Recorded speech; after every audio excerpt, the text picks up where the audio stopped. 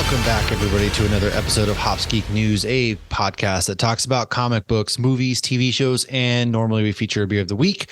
No beer this week. I'm sorry, folks. Hate to let you down. We're recording in the morning. Lots going on. Life is crazy. So this is brought to you by Starbucks Coffee on both of our ends once again. And if you want to subscribe to the podcast, go ahead. Hops Geek News on any podcasting platform. Leave a review. Helps the podcast grow.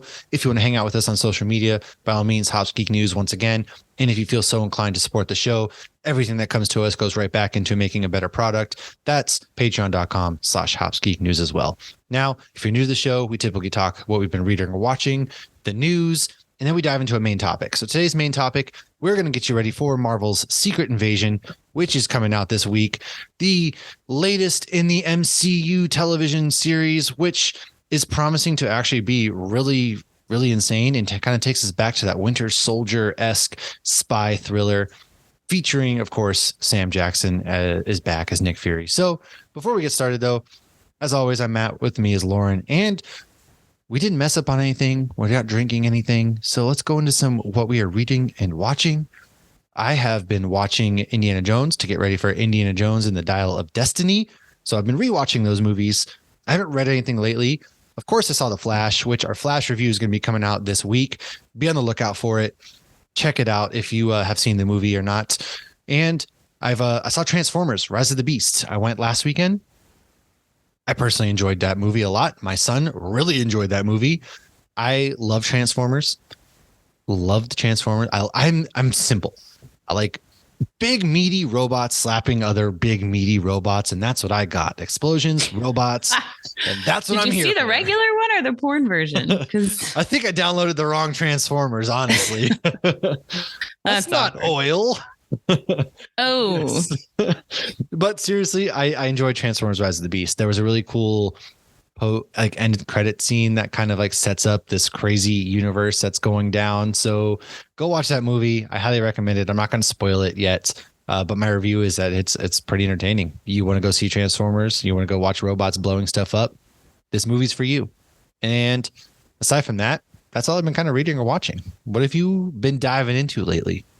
So I know we recorded a bit since I got back from the Mickey boat, but I haven't really gotten to talk about it. But I did watch The Little Mermaid on the boat. And I can honestly say it is my favorite remake Disney live action movie. I thought they did a really good job. I loved all the characters in it. The switching of Scuttle and Sebastian and Flounder did not bother me at all. I guess they made Scuttle like a water bird, which makes sense. He can dive into the water. Or Chic. She was voiced by Awkwafina. It's Awkwafina, yeah. Yeah. They, all of these Disney live action remakes, some of the lines are verbatim to the cartoon. They follow that, pretty close. They've done that with Jungle Book, with Lion King, with Aladdin. And then they have, little spin-off kind of things. The small changes they made in this, I really enjoyed. I thought that they were good. I don't want to say what they were because I very much so enjoyed watching those. My daughter's very much on that boat. She did not like how Flounder looked. She was like, I didn't like how he my 4-year-old. Those are movie reviews from 4-year-olds, folks.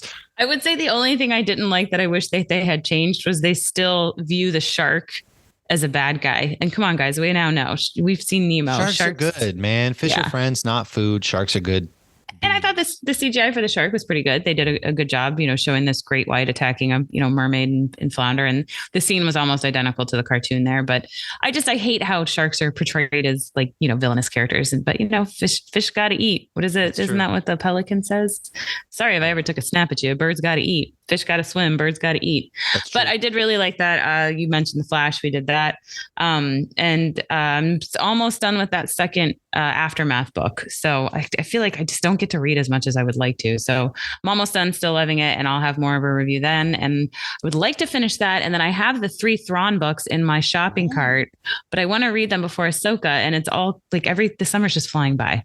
It's freaking July basically already. What the hell? And I'm in panic mode because the summer's flying by. I'm literally moving across the country and moving my family in like a month. And the military is slow and I can't actually do any of that or sell my house or buy a house without what they give as orders. And they haven't given that. And my house is supposed to go on the market this week. Time to buy an RV. Your boy is stressed. And mentioning the fact that the summer's basically over. There's like a panic going on. I mean, it just started, but it still feels like it's just... Well, it just started. So much is happening. Yeah. It's July already, basically. Or Yeah, I'm sorry, almost. it's the middle end of June. June. I'm sorry, I'm moving ahead. That's on me. But I am super stoked that we are getting our first Marvel Disney Plus show since like August. Yeah, what was the last one to come out? She-Hulk. That's right. Yeah. Wow. I mean, we've had Mando and stuff, but yeah, I think so. Jeez, if not, we'll fix that next week. But yeah, so let's get into some news so we can talk some secret. Yeah, let's dive into some news. So, like we talked about, Ahsoka premieres on Disney Plus August 23rd, and pour one out because the late Ray Stevenson, he had passed away. In this, he is playing a Jedi who survived Order 66, and he became a mercenary. So I'm interested to see how he ties into it. What you got? No, I was just going to say that I did watch the Heat game. The Heat made it to the finals. They did lose in 5, but I was down south for the Heat game. So I went over to a friend's house. They were having like a party for the Heat game. And when the Ahsoka trailer came on, one of my very good friends from law school goes, does anybody actually care about that show? Lots of us, actually. My daughter, I looked at Chad. I was like, I care. It's and he's like, really? Scratch moments. Like, And then Brielle holds up my purse and she goes, yeah, she has her on her purse.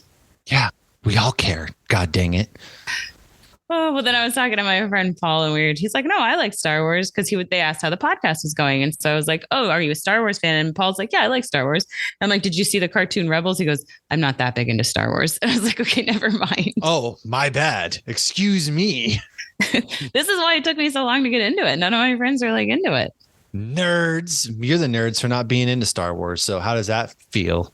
I guess. Yes. So, but yeah, the Ray Stevenson thing, man, so young, and he played so many amazing characters. He's in so many universes. He's even in Dexter. Yeah. So I've really enjoyed everything I've seen him in, and only 58, and I believe it was a stroke. Was that what they said? Don't quote me on that as I say this on a public we're quoting podcast, you. But I believe that's what came out after the fact. And he was shooting something when he passed. Dang. But shitty situation. It is. And anyways, we have My Adventures with Superman, which is coming out on Adult Swim July 6th. Jack Quaid is Superman. They showed a little preview of it, and honestly, it looks pretty good. I'm excited for this. I'm Superman cartoon, Adult Swim, anime looking style. I'm sold right off the bat. And Jack Quaid, I love Jack Quaid from The Boys, Scream, all that good jazz. Also, we talked about before, but once again, Across the Spider-Verse is the highest rated Letterboxd movie. That movie is amazing, and it's already going to be coming to digital mid-July. It's not mid-July. It's coming to digital in August is what they said. Somebody reported that it was coming out in a couple of weeks, and it was the whole, why would they do this? And somebody on Twitter was I did see that. Yeah, and it's like, whatever. Anyways, it's coming out August probably. Extraction 2, starring Chris Hemsworth and Idris Elba. It's out now. It came out the day that we're recording this, actually. I am probably going to watch it tonight. Hopefully. We'll see.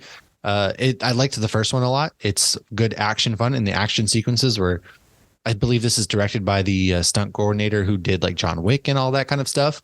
Mm-hmm. And the action in the first one, really great. And plus, can't go wrong with Idris Elba and Chris Hemsworth. We get Thor and Heimdall back again, baby. This is their Valhalla fever dream. Guardians of the Galaxy Volume 3 has earned $780 million worldwide, which surpassed the first film. It's earned it, honestly. I think word of mouth has gotten out, yeah. Oh, so on the Mickey boat, they were playing it, and I was like, I would go see that again. We just ran out of time, but I was at I heard from a few different people on the boat that they went to go see it one day, and the theater was slammed. And we went a few weeks 4 weeks after the movie came out, maybe 3.5 weeks after it came out, and it was slammed on the boat. That's what I'm saying. This movie and Across the Spider-Verse are going to have some serious legs to them, I think. Yeah, they'll people be in there for a while. I thought Guardians was going to hit $1 billion, blah, blah, blah. It's like, oh my God, the discourse is exhausting. Who gives a shit how much box office discourse? Rotten You're not Tomatoes making money discourse. off of it. No, what do you care? Is this going into your pocket? You know they're going to make more. Although not a Guardian, this iteration anyways. But they're good. Marvel's whatever. Anyways, speaking of movies that have actually crushed, the Super Mario Brothers movie has passed $1.3 billion worldwide. Talk about a movie with some legs and crushing it, because woof. And I love this movie too. I'm ready for a sequel. Give me Luigi's Mansion. Give me this Mario universe. I don't know. Christopher Nolan. He has said that the exact runtime for Oppenheimer is 3 hours and 9 seconds. Jeez, what does he think? This is Endgame? I want to see this movie. I don't know if I have it in me to sit there for 3 Bring back hours. Intermissions, man. Like, Jeez and rice. I depends what it is. Like, I think this movie looks good. I don't know if I'm in the bag for this movie to the point where I would sit through it for 3 hours. Across the Spider-Verse, I would sit there for 3 hours. Well, Endgame, we did it. Endgame, yeah. Why don't they bring back intermissions? It would be in the benefit of, or the interest of the movie theaters, because they can make more movie or more money at the. Well, yes, but you got to think, if you intermissions, you're pausing the movie, extending the time. That means less screenings in a day. Gotcha. And it's all about how many screenings can you fit into one day. So, all right. Yeah, I think it looks good. I'm going to Barbie first. That movie, because Barbie. Oh, did you catch that in the Flash? Come on, Barbie, let's go party. Yes, and he goes, "Come on, Barbie," and let's go party. Yeah. Yes, I am ready for Barbie. I think Barbie looks fun and like a really good time. Yes, Oppenheimer is the opposite end of the spectrum, where it's like really serious. It's about making the first nuclear bomb. Mm-hmm. I got nothing against it. I'm a history nerd. I love that stuff. I just don't. I think I'll wait for 3 hours. For streaming. I will watch it.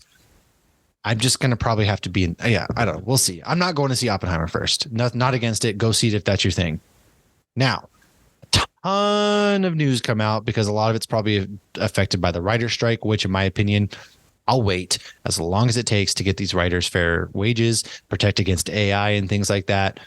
And so the MCU delays. First of all, we have Deadpool 3 is moved up to May 4th, 2024. So that's pretty exciting. Stop releasing Disney or Marvel movies on May the 4th. Yeah.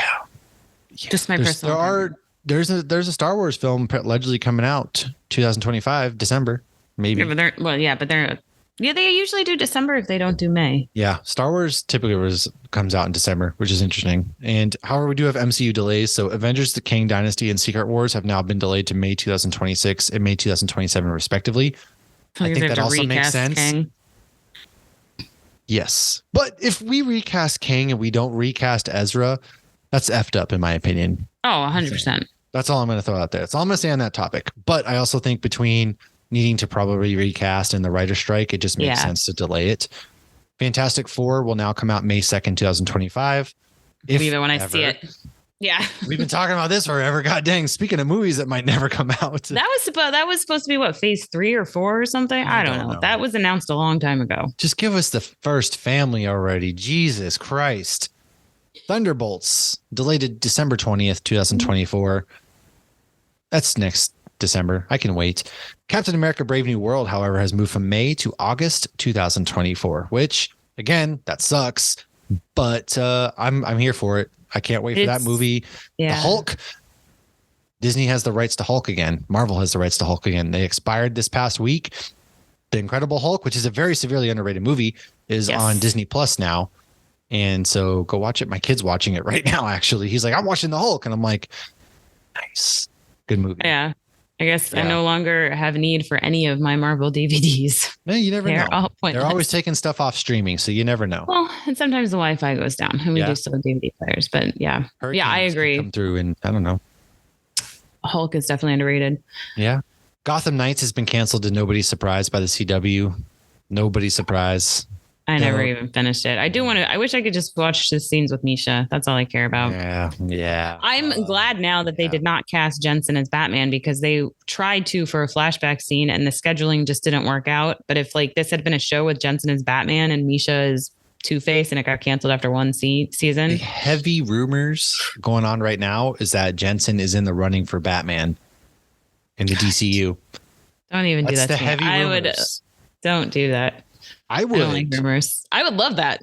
Look, if they did that, you can take all my money, because he's voiced Batman. Obviously, has a really cool Batman. Like I'm in the bag. His Dean voice is like Batman. Well, that's what I'm saying. He can act. Yeah. This man. Oh, he'd be a great Bruce and a fantastic Batman. He would nail both. I actually agree, especially going off of his Supernatural days, and then also they were based off of his Soldier Boy performance that he's being heavily eyed. Yeah. I'm glad. I hope it happens. I actually legitimately hope he gets to play a live action Batman, because I would love the heck out of that. Yes. Also, Superman and Lois is been reduced to 10 episodes. Pretty much they cut a lot out of that. So that show's on its last life as well.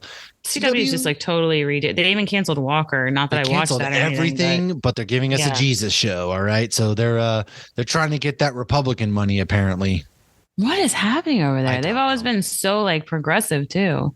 Not anymore. I think it's a dying network, to be honest with you. And so they're trying to live TV in general is dying. Agreed. Yeah. Speaking of which, Pat Sajak is going to be leaving Wheel of Fortune after 41 seasons. Holy shit. Is Vanna White still there? She's still there, yeah. But Pat Sajak will no longer, speaking of dying television shows, you know? Well, because their demographic is dying, literally. Yeah, thank God. For better or for worse. Excuse me. Sorry. Don't mean if your grandma is dying, I'm sorry. Some good ones in that generation. But never mind. And my last bit of news is Alligator Loki is getting his own animated series coming out this September. Dun, dun, dun. What you got? As of already, there is a Stan Lee documentary on Disney Plus to celebrate 100 years of Stan Lee. I definitely want to watch that right after this. I love Stan Lee stuff. I've read a book on him. It's very interesting. I hope they don't just candy coat it and they give you some of the nitty gritty stuff too, but we shall see. Yeah. Last of Us is coming to Horror Nights. I'm really hoping to go this year. We're already talking about possibly going and throwing out some dates. Go fund me to send me to the Last of Us Horror Nights so Lauren and I can do some shit there. Oh my God, it's so fun. I better. My wife isn't gonna let me. That's right after I move. Although my birthday's in October, so if anybody wants to buy me a birthday present, you can do this. Send it to him early because we're probably going to go in September because it's cheaper and less crowded. There you go. Help me up. Help me out. Anyways. Good Omens 2 is going to be out July 28th. I need to rewatch season 1 because I don't remember a single thing. Right. I remember somebody named Crowley. David Tennant is Crowley. Oh, yeah. Andy Muschietti is reportedly set to direct Batman, Brave and the Bold. I think you would just mention that. Beyond the Spider-Verse, March 29th, 2024. Hocus Pocus 3 is in the works. Is there anybody who actually liked Hocus Pocus 2? Now, all right. It was a fine movie. It was entertaining. I didn't mind it. The problem with a lot of these sequels and remakes now is like, it feels they're like Disney, for example, is afraid to like take any risk or do it. They made it very vanilla, you know, because in the first movie, the Sanderson sisters are pretty dark. In this movie, like, they're literally sucking the souls of children. They went pretty soft in this one. And I'm not saying it needs to be an R-rated horror movie by any means. However, they made it very vanilla.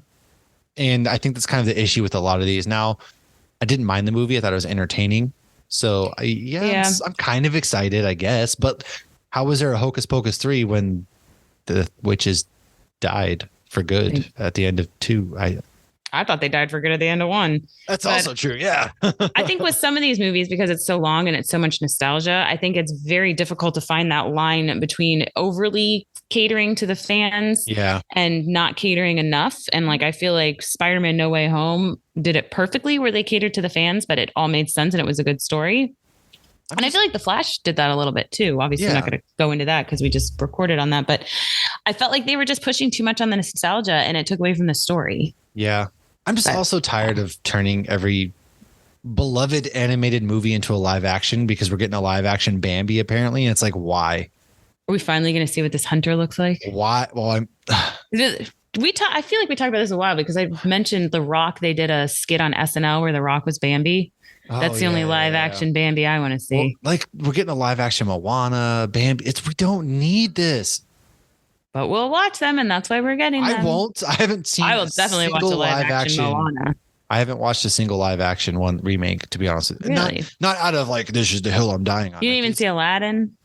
Okay, you're right. I saw bits and pieces of Aladdin. I didn't watch it from start to finish, to be honest with you. Beauty and the Beast?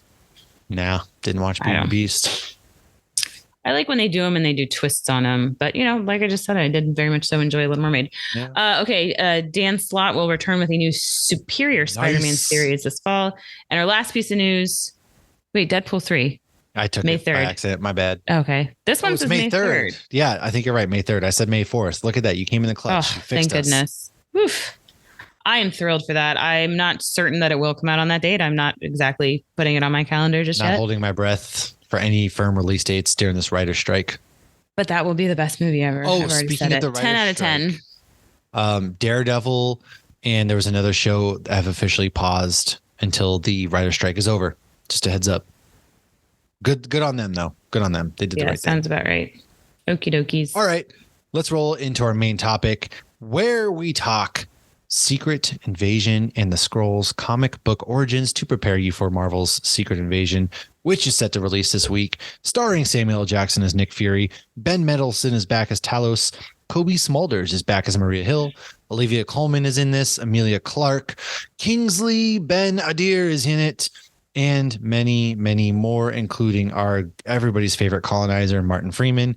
Don Cheadle's in this. And it's supposed to lead straight into Armor Wars. So, with all of that said, Lauren, take us away.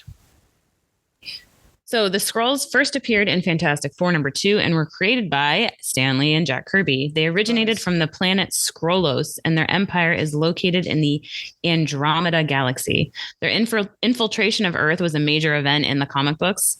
And obviously we're going to see this cross over into... Oh, and it crossed over into the comic Secret Invasion. So there's a whole comic series actually called Secret Invasion. They were created to be similar to Invasion of the Body Snatchers, which was a film back in 1956. And the idea was kind of based on the fear that when the comic came out, people were very fearful of Russian spies quietly infiltrating America. So here's some Skrull fun facts because they're all over the comics. In their first storyline, they made it look like the Fantastic Four were doing bad stuff. Doctor Strange was once stopped a Skrull invasion by using a spell to make it look like Galactus had showed up. And so then the Skrulls just left. Maybe this will be a great time to introduce Galactus. I don't know. Norman Osborn also helped stop a Skrull invasion at one point by shooting their Queen Veronke on live TV. I'm sure I butchered that name. As a result, the president actually made Norman Osborn head of S.H.I.E.L.D. This was after Tony, who was head of S.H.I.E.L.D. for a very short period of time, failed to stop the invasion. Norman then renamed S.H.I.E.L.D. Hammer. When the Skrulls invaded the planet, Skrulls were everywhere, and they were even replacing superheroes like Spider-Woman and many others. The Fantastic Four once tricked some Skrulls into shape-shifting into cows, and then they were able to hypnotize them to think that they had always been cows and were actually cows. In 2008, Secret Invasion, Marvel turned out to be a Skrull, which Marvel, we met her, yes. What was a guy in the Captain comics, Marvel. We met her in Captain Marvel, yeah. So she turned out to be a Skrull, as did Elektra and Hank Pym. So there were some other superheroes that ended up being Skrulls. In 1971, the Kree-Skrull War was a big storyline in the Avengers. And obviously we see the Kree and the Skrulls fighting in Captain Marvel. Yes. And so let's go into some of the notable Skrulls, starting with Talos, who is played by Ben Mendelsohn. We first met him in Captain Marvel, and he was also in Far From Home. However, he first appeared in The Incredible Hulk number 418 back in June of 1994. He was created by Peter David and Gary Frank, and of course, he's a Skrull who can shapeshift. He was known as Talos, the Untamed, because of his savage nature. Although he's more durable and stronger than other Skrulls, in the comic books, he actually wasn't a Skrull that can shapeshift. He was later captured by the Kree, and because he refused to kill himself, he was then renamed Talos the Tamed. Poor Talos. Queen Veronke refused to allow him to be part of the Secret Invasion because he can't shapeshift. Talos also showed up at Howard the Duck's private investigations in makeup and a beard as Jonathan Richards. He asked Howard to find a necklace that was stolen by the Black Cat. When Howard finally finds it, Talos abandons his disguise to reveal that the necklace contains the abundant gems, which are less powerful versions of the Infinity Gems that can still make one marginally powerful, which he plans to use to gain favor with the Skrulls again. He was, however, defeated by Howard and his friend Tara Tam, and then apprehended by the Fantastic Four. Now, I think we need more Howard the Duck. We saw him in Guardians 3. Yes, we did. And I like they keep dropping Howard the Duck Easter eggs all throughout. I know. It's just, it's just one of those funny things to me in Marvel. Now, moving on to Gaia. I hope I... Is there Gia, maybe? Gia. I'm terrible with names. I am sorry. Yeah, we'll know in the next few days. It's played by Emilia Clarke, known as the Mother of Dragons. She is a very new Skrull and was only created in 2019 in a comic book run by Robbie Thompson and Nico Henriken called Meet the Skrulls. It's like Meet the Robinsons, but Meet the Skrulls, baby. Yeah, I love that. Her and her baby daddy, Klur, raised 3 daughters on Earth looking like a normal American family so that they could pave way for future invasions of Skrulls. However, during one of their missions, their youngest daughter, Ivy, was captured and thought to be murdered by Project Blossom, which is a secret organization who went after undercover Skrull agents. This daughter was later discovered, and Project Blossom had been using her blood to find other Skrulls. Her husband was killed, and Project Blossom fell apart, leading Gaia and her 3 daughters to go into hiding. However, she wanted revenge for the death of her husband, so her and her precious girls got info on any surviving Project Blossom members. One Kree Project Blossom member tried to blow them up. Didn't work out too well for that person. And so they followed him, planning to kill him, but instead they found him with his family and they couldn't actually kill him. Almost sounds like Khaleesi before she went batshit insane. We don't talk about Game of Thrones around here. Ugh. Those are my notes that I added. I know. Guido and Claire once went undercover as Tony and Pepper. The dad worked for Stark Enterprises, which could be a fun cameo if you're ever to, bring Pepper or Tony at any point. Well, because remember how Loki suddenly turned into Chris Evans for like 2 seconds in one of the Thor movies? Like they could do so many fun things like that. It's like if people wanted to come back for just, I know a lot of these people are like, this is my last role. They would come back for 2 seconds. Come on, throw the costume on again, get the movie credits, make some money. Yeah, so that'd be really cool if we do see some fun cameos like that. And all right, so let's wrap up with Agent Sonya Falsworth. She is not a comic book character. However, she shares a last name with a character from the comics who also showed up in Captain America First Avenger. James Montgomery Falsworth, aka Union Jack. He was a Howling Commando who helped Captain America fight in World War II. He was the one with the red beret and mustache. Big beefy man. Sonya and James are also British. So possibly she's a descendant of the Howling Commandos. Would make sense. And finally, in the comic Secret Invasion, there's another Falsworth, Jackie Falsworth, aka Spitfire. In the comic, she joins the fictional MI-13 in order to fight against the Skrull invasion of Earth. However, she too is also a British comic book figure. What does it mean? We shall find out. What does it mean? When some people are saying like this is a new character so they have more freedom, but honestly, they've seemed to do whatever they want with any of the characters anyway. Adaptations. Or they combine them. So before we end this, so that's a little bit of comic book origin. I pulled a recap of the Skrulls in the MCU from MCU Wiki. I'm not sure, but always check before something new Marvel comes out on Disney Plus. They do the Legends where they'll recap things. So I wouldn't be surprised if they do a recap on the Skrulls or Nick Fury or Kobe Smulders or Agent Hill. Always check that. However, here is a recap from what we have seen with the Skrulls to just refresh your recollection. Talos is a Skrull general who collaborated with Mar-Vell in order to save the Skrull refugees from the Kree Empire. This was all in Captain Marvel. As the war between the Skrulls and Kree progressed, Talos managed to extract information about the Lightspeed engine from Carol Danvers when he had her upside down in that machine, and he arrived on Earth to retrieve it. On Earth, Talos confronted Vers, which is Carol Danvers, and Nick Fury while disguised as R. Keller. However, Talos' deception was soon exposed.